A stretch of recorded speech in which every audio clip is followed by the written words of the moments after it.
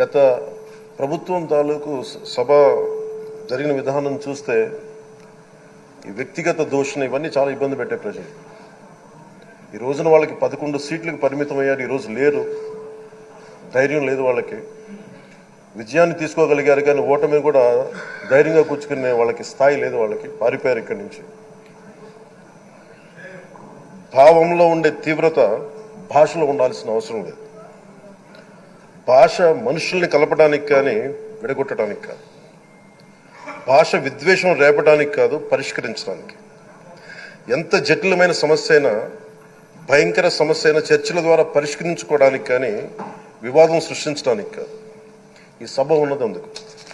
కానీ మనం చూసింది వాళ్ళ దగ్గర నుంచి బూతులతోటి, వ్యక్తిగత దోషులతోటి రాష్ట్ర పురోభివృద్ధిని ఆపేశారు. అలాంటి సభ కాకుండా ఇందాక మన పెద్దలు